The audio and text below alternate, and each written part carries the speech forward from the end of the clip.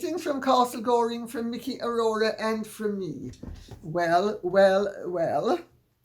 I'm sure you all know that an announcement was made by the Princess of Wales, and may I make the point right now that I am not going to be violating any of her privacy or confidences.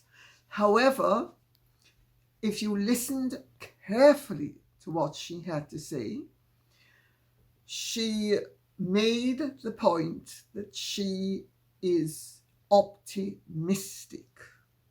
I think that's important to take on board. I don't think we need to have ghoulish fascination, but I do think those of us who are interested would like to know that basically she's going to be all right. And so far, the harbingers are very good. In fact, I would go as far as saying that she is incredibly lucky,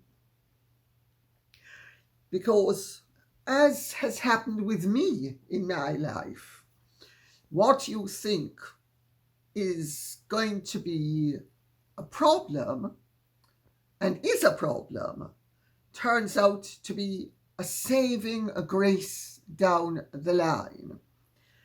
I don't want to say more than that, but beyond saying that had she not had the problem that required the abdominal surgery, they would never have caught the cancer so early that they didn't even at first think that she stood a chance of having cancer.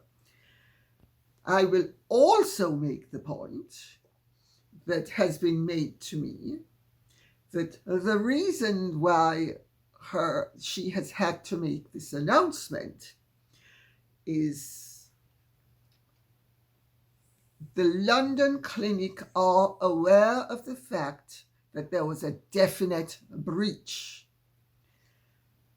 The extent of the breach could not be determined with any degree of accuracy, but they knew that the breach was sufficient to warrant the consideration that the person who had breached her medical records now had enough information that they could hand on with a degree of accuracy, which would obviously have then got out. Now, there are strong suspicions that the breach was initiated from the United States of America, from one of the main tabloid-esque news services, to be polite.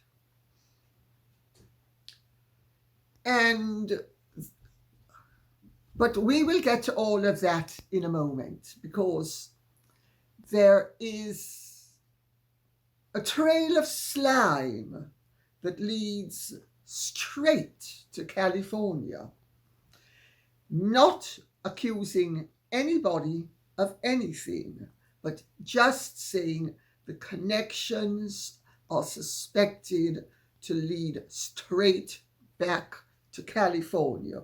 Who in California?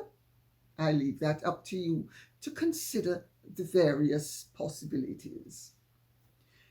But I'm not accusing anybody of anything, and I need to say that for legal reasons. Yes, baby girl, I love you too. Now, June Sylvia says, so we'll just whiz through the questions, if I may. Dear Lady C, firstly, thank you for your excellent vlogs, however it's pronounced. I thoroughly enjoy them, especially when you tell us snippets of your life and show photos of your outings. Thank you very much. I just got in from work and saw Princess Catherine's message.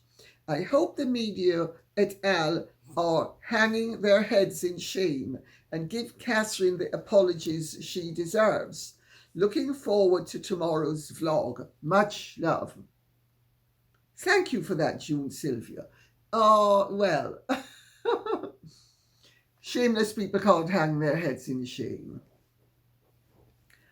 The mainstream media in the last week or two has shown themselves to be so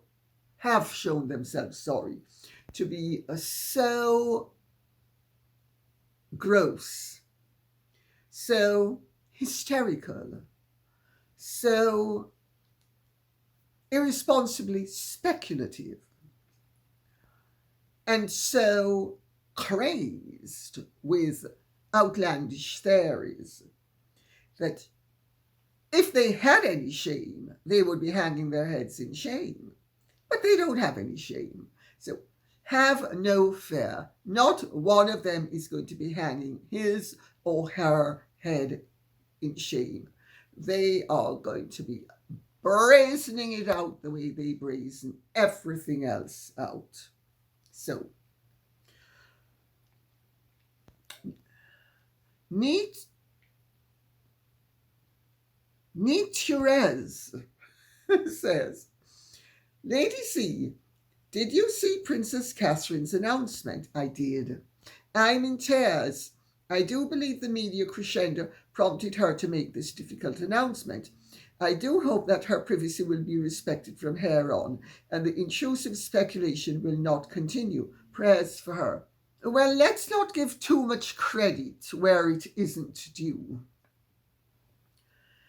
The media speculation has certainly been extraordinary, and that would have led the family, knowing the extent of the breach, to suspect, if not realize, that elements of the media would have information that they shouldn't have, and that they might have paid very handsomely for that information. That information, the word has it, is worth at least £200,000. I don't think that's going to last very long, but you never know. Maybe they'll end up being on the dole and have the money salted away, because they're certainly going to be dismissed. But the media speculation has been, in some ways, comforting, and in other ways, discomforting. But the family will have realized, and I'm being very careful how I put this now, that they better make an announcement of some description to be ahead of the curve. Okay? But it is very optimistic. So let's leave it at that for the moment. Although I will make the point that if you have seen the announcement, you will have seen that Catherine has lost a lot of weight and looks very rested. People look rested after they've had 2 months of rest. No, she hasn't had a facelift. No, she's not a corpse. No, it's not a body double, except to people who are boozy, woozy, and toozy. So, yes, let's all pray for her and her speedy recovery. And, you know, with 3 young children, with access to the media, of course, something had to be done at some point. I mean, you can keep some things from children. You can't keep everything from children. And no parent in their right mind would do that. So, Donna Relaxing says, the White House has made a statement publicly through their press office and won't take any questions on communications between the President and Princess Catherine. Yes, I saw that as well. And I have to say, first of all, it's obvious the President has not been in touch with the Princess of Wales. That's number one. And number two, how incompetent is the White House press office that they can't even get the Princess of Wales's name right? I mean, have we reached, not even reached, have we degenerated to a stage of such incompetence that the President of the United States of America's office has the completely inadequate press person saying twice that I heard, the Duchess of Cambridge. If I recall, she hasn't been the Duchess of Cambridge since the Queen's death. I mean, you really couldn't make any of this up. I mean, honestly. Of course, people are already saying that the reason why they got it wrong was because they wanted to keep Catherine on a par with Meghan. Can that be possible? I would hope not, because the office of the President of the United States of America is one of the most important positions on earth and deserves to have staff who acquit themselves adequately, accurately, and decently at all times. Mistakes like that simply shouldn't be made.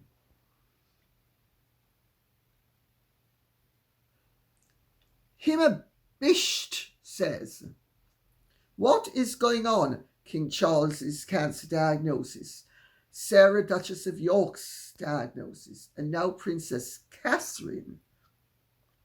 Pow! It's almost as if someone has done black magic on the family. Sorry for laughing. I'm Jamaican, and I'm the category of Jamaican that knows that black magic only works if your mind is so blackened with ignorance that you can see no light. Sorry. However, what does affect people is constant and relentless stress and pressure, where their life's work is being threatened, where their existence on a daily basis is being threatened. That affects people. And I am afraid, Himabisht, that it's not only those three that you have mentioned. There's also the late Queen, remember? And there was also Prince Philip. Now, Prince Philip would have died more or less when he did. Let's give him a few more months, but he would have died. The Queen? No. No. It's the extraordinary stress and pressure to which she was subjected over a period of years by Meghan and Harry and Virginia Giuffre and David Boys. It's not black magic, it's black-heartedness.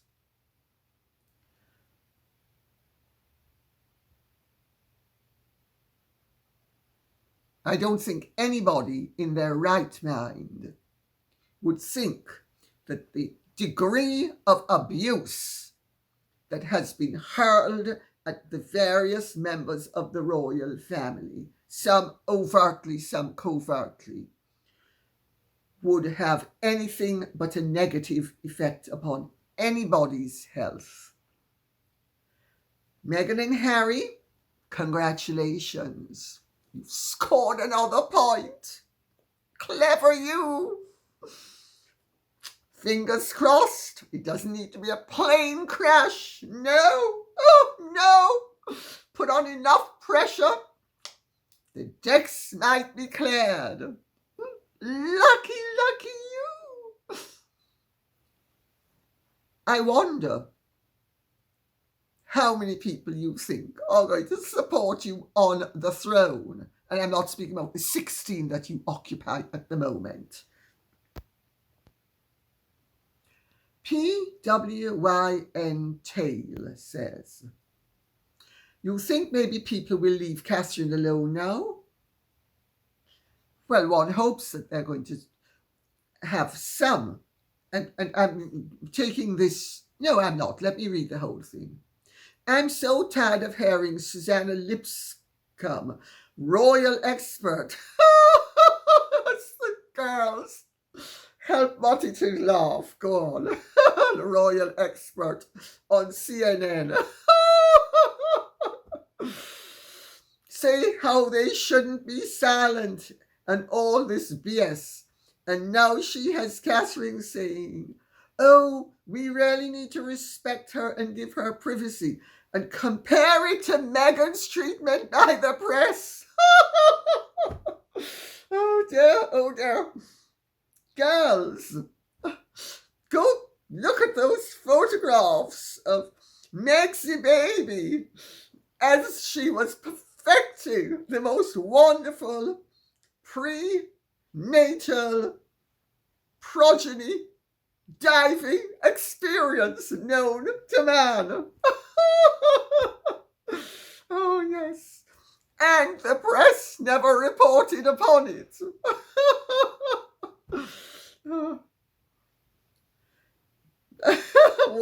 What kind of hypocrite? Well, we know what kind of hypocrite. I mean, it's laughable, and I'm laughing. I'm sorry. It's laughable. You gotta laugh. You either laugh or you pull your hair out, and I'm certainly attached to mine because it's what God gave me. I haven't bought it from the 1,000 Turkish virgins who had to be scalped so I'd have a full head of hair. Straight at that. Straight at that. No virgins were scalped for my hair. Of course, the press will be now doing a total volte-face, and they will be acting as if they had always been respectful, and they're all going to forget that they were busy saying, oh, it's not her, oh, this, oh, that, oh, this, oh, that, we know, and they've known, as they would say in palace circles, rugger all, beginning with a B. One of Prince Philip's favourite expressions. Sassy says, considering it's been proven the Kategate fiasco was started here in the US media thanks to the Sussex Squad, I'm not surprised that some leader thinks somehow Meghan will become more popular. Comments from the Sussex Squad alluding to how right has-been was about the British media and it's karma for Catherine to experience this started here weeks ago. It's not working, as no matter what rumour the Squad tries to make, there is an ever-growing following of supporters for Princess Catherine and the royal family. Most Americans can't stand the whining grifters and just want them to go away. Thank you, Lady C, for confirming the collusion happening. Love listening to your comments. Thank you. Well, yes. You know, there's a trail of slime that's very easily detectable. If you know anything about gardening, as a slug slithers across the stone, it leaves a trail of slime. And when the light hits it in just the right way, you can see whence it originated and where it arrived at. Well, have not Meghan and Harry's squad been working overtime to point out that Meghan is wonderful, Meghan is authentic? Remember, she has a role, a real oik, or is it a rascally oik? Well, we'll stop there. Their supporters on both sides of the Atlantic have fed the most ridiculous speculation and planted all sorts of rumors, which those people had to have known were lies. But saves us a plane crash. Pal the pressure on. Please, please, no plane crash necessary. No plane crash necessary. Let's have it achieved naturally. Well, one of the people you've had make a complete ass of himself yet again is that ghastly creature, the Guppy, who clearly swims in a sea of intoxicants, which make him even more boozy than he started out being. And I'm going to quote him. Serious question. Has any reporter taken the time to go to Windsor Farm and ask the staff if William and Kate were there over the weekend? Beside the man who was paid for the video?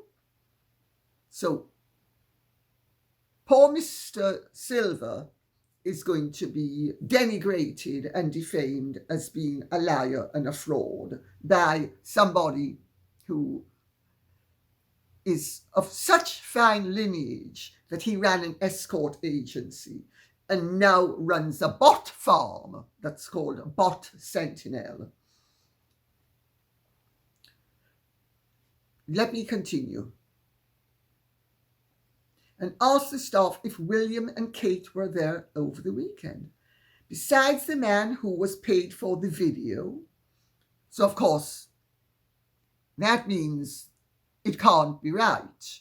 But, of course, he's been paid for his services, but that's right then. Has anyone else gone on the record about seeing William and Kate at the farm?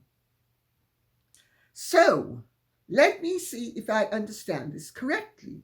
Kate's video is one of the biggest stories of 2024, and not a single person who works at the farm/store has gone on the record about seeing William and Kate. So, just some random guy is the primary source of the story. Sounds legit, he says sarcastically. Well, Guppy, if you weren't swimming in a sea of intoxicants, you would know that reputable staff do not discuss their clientele, even when you have creeps like you waving dollar bills and demanding your right to know when you have no right to know.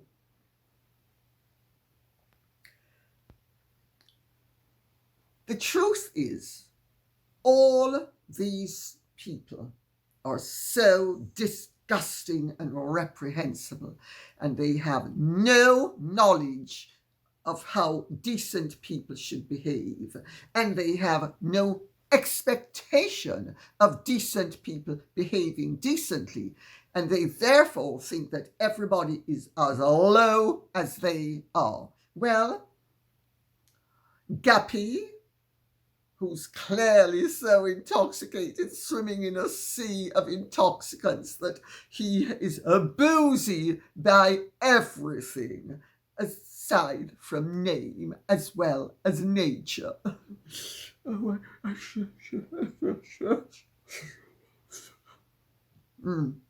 Well, we know who God punished. But awful, awful, awful, awful. Are they going to backtrack now? Are they going to have any... No, they're not going to backtrack. And I bet the slabs of stone have been hosed down. However, let me make this clear. The head of TMZ is a great friend of Kris Jenner. They have figuratively been in bed for years. Of course, we know what the name of their game is. Attention and publicity at any price. I mean, let's remember, this is the woman who set up her daughter and her daughter's innocent boyfriend to do a tape of a most reprehensible nature that was then posted, so that this woman and her daughter, who participated in that tape and then proceeded to lie about it to the detriment of her boyfriend's future career, will do anything for publicity. And Mrs. Jenner and Miss Kardashian, if you think I have unfairly accused you of anything, please feel free to sue me. It will be defended. The boyfriend, for one, will testify against you. Not, of course, that you have any grounds for suing me, because aside from anything else, you're a matter of complete indifference to me, and I have absolutely no malice where you are concerned. As far as I'm concerned, you are simply beneath contempt with the way you conduct yourselves. Brilliant business people though you are. But you know, as far as I'm concerned, it profiteth not a man to gain the whole world and lose his soul. And you and I have different concepts of what a soul is. I wouldn't sell myself for anything. And I certainly wouldn't sell anybody else down the drain. Not even for tapes and fame. So we have TMZ and we have Kris Jenner. Do you remember who was on a skiing trip at Whistler just the other day when Harry gave his speech to the Diana Awards? He was clearly flying high with deprivation of oxygen, undoubtedly due to the high altitude at Whistler. I think that's why I'm sure it can't be any other reason. It certainly can't be. Ayahuasca. Doria. Great weed. Oh, it couldn't be any of that. Of course not. Well, he certainly looked higher than a kite. Great friends with Kris Jenner's boyfriend. Not that I have anything against the young man. I mean, I don't think there's anything wrong with any man going out with a rich woman who's old enough to be his mother. I mean, I'm sure it's love, but there's a connection. There is a connection. And they have been pushing various agendas, which then the Guppy steps into. Then the Guppy steps in, and you have him asserting, of course, no connection to Meghan and Harry. No connection at all, notwithstanding the fact that his company, Bot Incorporated, want a bot? Come to me. I know all about botting. I'm very botty. Yes, I am. He knows all about bots, and to such an extent that he took part in their Netflix rubbish. All of them have been working overtime, casting aspersions upon Catherine to force an issue. Well, I don't think it's their pressure that forced the issue. My understanding is that it is the knowledge that there has definitely been a breach at the London clinic that forced the issue. But that begs the question, who induced the people at the London clinic to create the breach? Now let's see. 1, 2, 3, 4. Well, we're going to count up to 200,000, but that's the sum being bandied about. Now, My Zen Life in Nature has a very interesting comment. Meghan's worst nightmare. She and her mad minions have succeeded in making the Princess of Wales as famous as the former Princess of Wales, Diana. Not only as famous, as revered. And Diana's reverence lasted only 11 years, while Catherine's will most likely last a lot longer. So,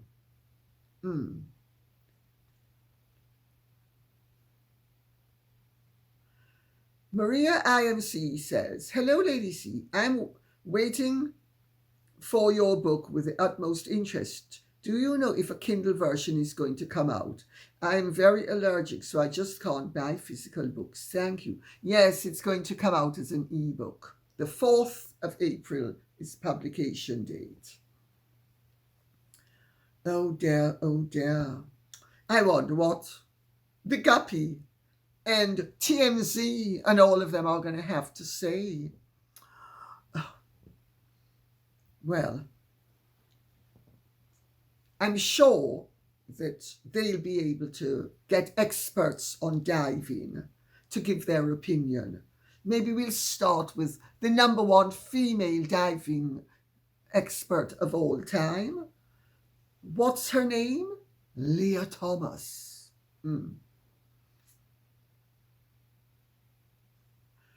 Jennifer Birdshaw says, and this is really funny, I bet Meghan has no medical records of delivering those babies, just like Harry has no immigration documents. Well, the gossip is that President Obama was here acting as a go-between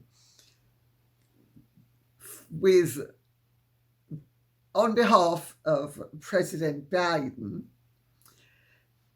and the embarrassing matter of Harry's status in the United States.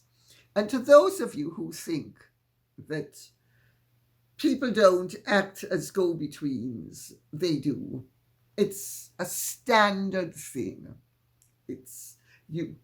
If you really want something important at a certain level of society, it's always best way around the official lines. Safer, quicker, more effective, better, and problems are more easily resolved.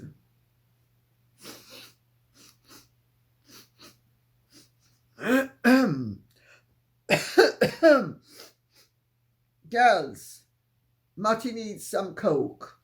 My throat is parched. Dawn Goffstein says, Lady C, love your channel. What do you think about has been going back to court again? But now Megsy is listed on the court documents. And I was watching another channel and someone claimed you got your information on the royals from Fergie. I know this was a total lie because she doesn't know everything. Well, nor do I. Nobody knows everything. But I certainly don't get my information from Fergie.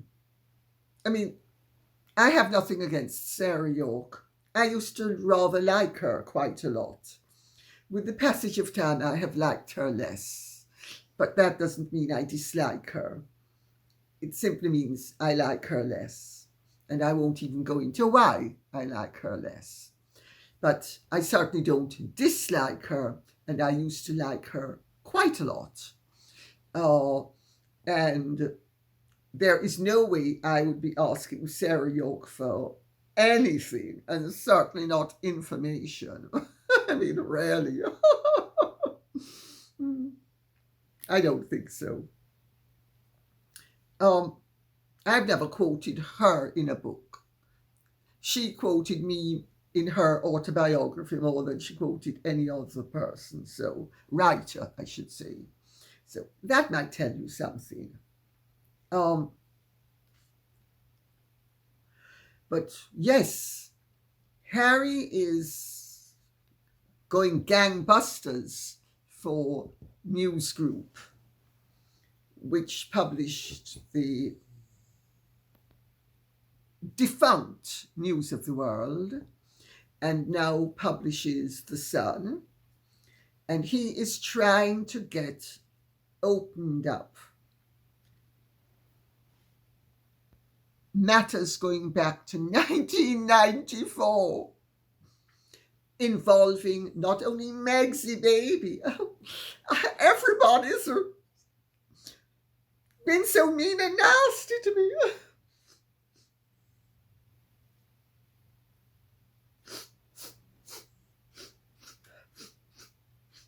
You notice she has a perpetual head cold. She's always wiping her nose. I don't know if you've noticed it. I have. But anyway, maybe she has constant chronic catarrh. But it's not only Megsy, it's also Diana. What does Diana have to do with any of this?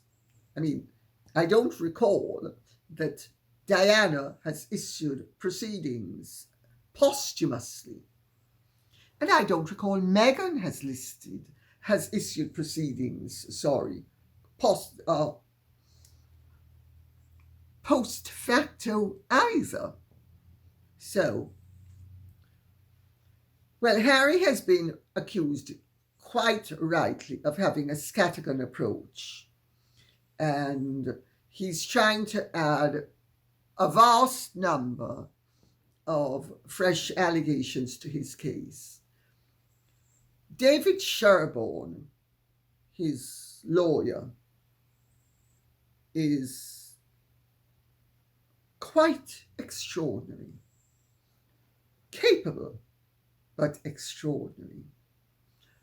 If you want someone to weasel into the dough, get David Sherborne. Superb kneader of bread.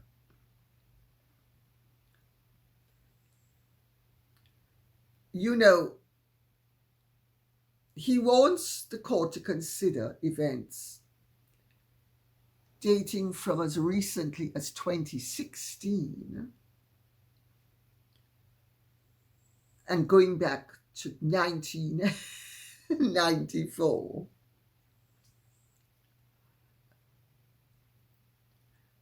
He says that Diana was under close surveillance and her calls were being unlawfully intercepted by news group newspapers, which was known about by its editors and senior executives.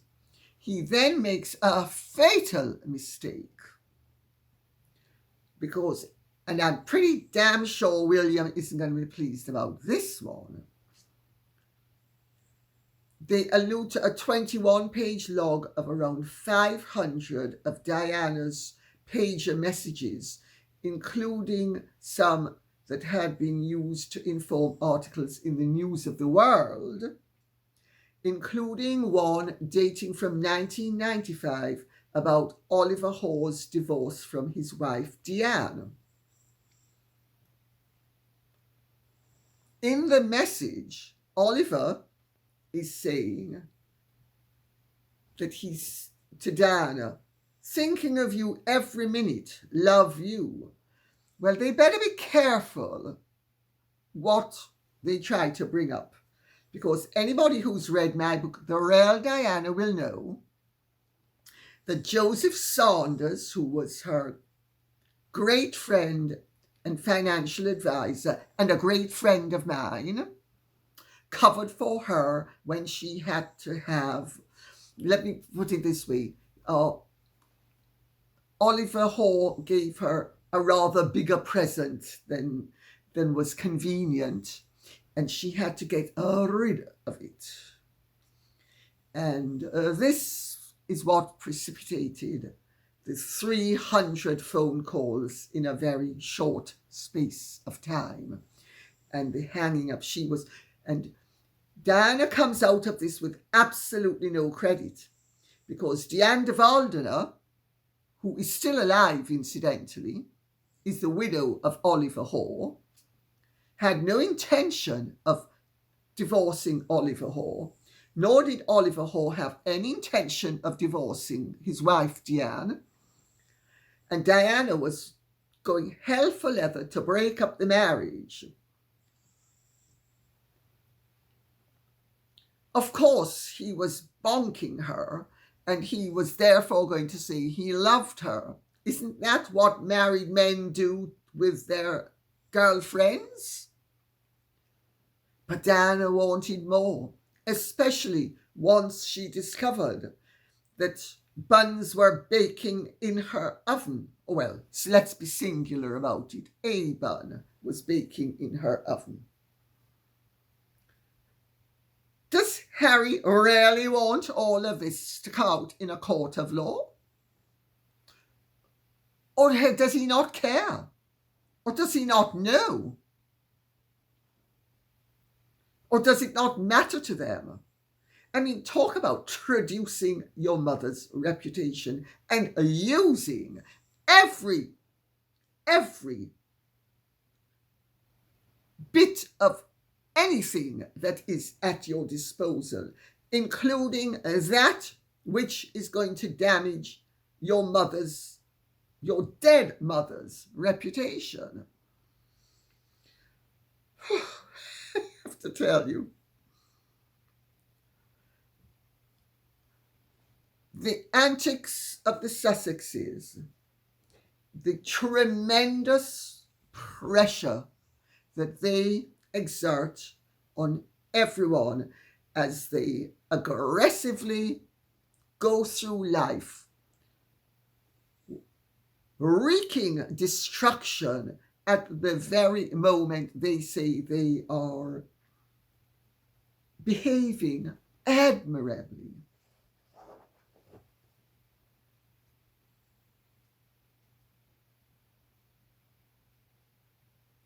Ayahuasca, ayahuasca, ayahuasca. Doria, superb weed. I don't think I need to say any more at this point. I think if I said any more, I would make my disapproval rather too explicit.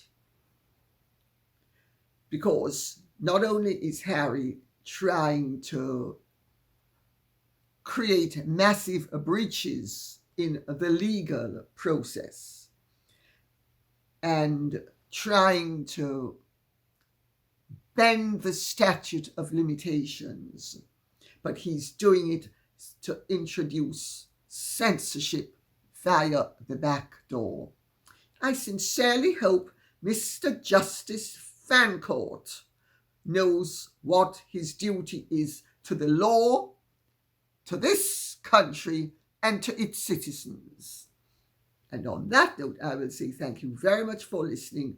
I hope this has been of some interest to you. If it has, please keep the questions and comments coming in so I will know what you would like us to be speaking about. Okay? Thank you. Godspeed. And if you have truly enjoyed this, please like, share, subscribe, press the notification bell, and take good care.